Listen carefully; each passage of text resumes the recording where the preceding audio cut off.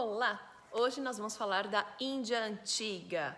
Sim, então já vem para mais um vídeo dessa série sobre as civilizações da Antiguidade Oriental. Já curte esse vídeo, já se inscreve aqui no canal e vem comigo, vem história!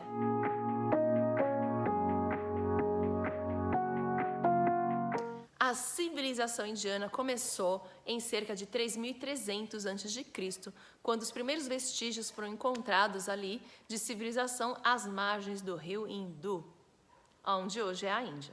Mais ou menos no século XVI a.C., povos que vieram ali do Irã, chamado Ária, povos nômades, começaram a se fixar também no vale do rio Indo. Essas ocupações marcaram o início do período Védico, que vai de 1500 a.C. até 500 a.C. Os documentos que narram este período são chamados de Vedas e estão escritos em sânscrito, são os documentos religiosos, então a gente, claro, sempre filtra, da mesma forma como a gente faz com a Bíblia, né, em relação aos hebreus, a gente filtra para pegar aquilo que é histórico e aquilo que é religião. Quando os indianos conquistam a planície do rio Ganges, a gente vai ter e vai começar a observar o início da divisão dessa sociedade em castas. Vamos lembrar? Castas são classes sociais onde não há mobilidade social, elas são estamentais. Você não pode passar de uma classe social para outra.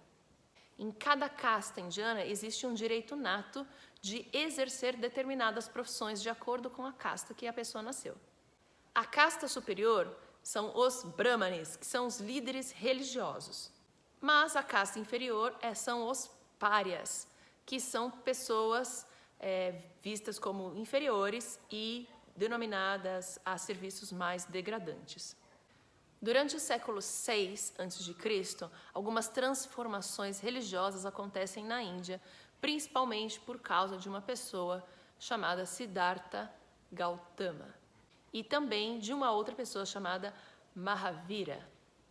O Siddhartha Gautama é o famoso Buda, ele vai dar origem ao budismo e o Mahavira vai dar origem ao jainismo.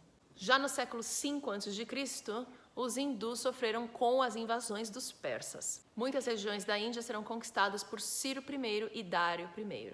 Mas lá no século IV a.C., Alexandre o Grande venceu os persas, e então algumas regiões deixaram aí de ser ocupadas pelos persas e voltaram às mãos dos indianos. Depois da morte do Alexandre o Grande, os seus territórios foram divididos entre os seus generais. E nesse período, então, o Império Maurya, liderado por Maurya, vai iniciar na Índia. Os Mauryas expulsaram os gregos dos territórios indianos e ali, então, fixaram o seu poder. O período Maurya foi muito importante para a expansão do território e para a construção de obras públicas, além do incentivo à agricultura e ao comércio.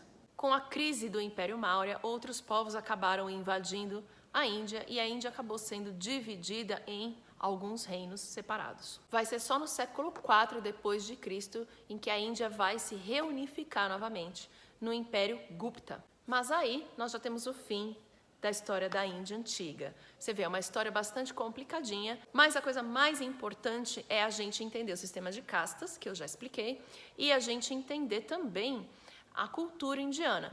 Eles eram politeístas e sua religião era o hinduísmo, que acredita em diversos deuses diferentes. O hinduísmo existe até hoje e é a religião da grande parte da população indiana. Mas eu disse que existiram outras duas religiões que surgiram lá na Índia. Pois é, eu vou falar hoje especificamente do budismo. O Siddhartha Gautama, ele vai olhar para a desigualdade social da Índia e ele vai achar aquilo muito errado, muito absurdo.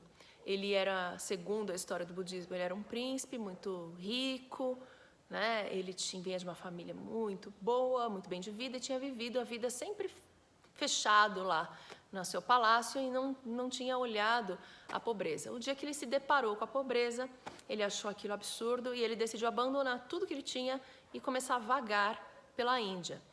E ele vai andar como se fosse um mendigo mesmo, pedinte, pedindo então alimento e ajuda para as pessoas ao longo da sua jornada.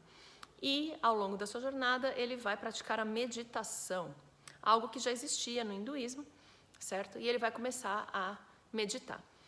Durante a sua meditação, ele vai atingir o que os budistas chamam de nirvana, que é a superação de toda dor que existe neste mundo. E atingir, então, o estado de iluminação. É quando os budistas falam que Buda se iluminou. E a partir daí, então, depois disso, ele começa a sair pregando na Índia. E ele vai ter alguns seguidores. Só que na Índia, o budismo não vai ter um espaço muito grande. E as ideias, então, do Siddhartha Gautama vão acabar se espalhando por outros lugares da Ásia, principalmente pela China.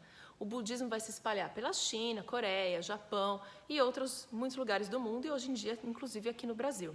Existem diversas linhas do budismo, mas todas elas vão do mesmo princípio, aonde existe a dor, mas a dor ela é superável, né? E o que causa dor, segundo o Buda, é o nosso apego. Apego às coisas, apego às pessoas. Então, quando você desapega, você entende que tudo é passageiro, você começa, então, a superar tudo isso e começa a ir a caminho da iluminação.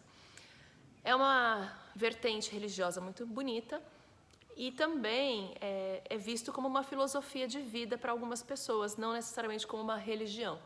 Então, depende muito como cada um, então, vai absorver aí o budismo. E aí, gostou desse vídeo? Então, já curte, se inscreve aqui no canal e se prepara, porque o próximo a gente vai viajar para outro continente.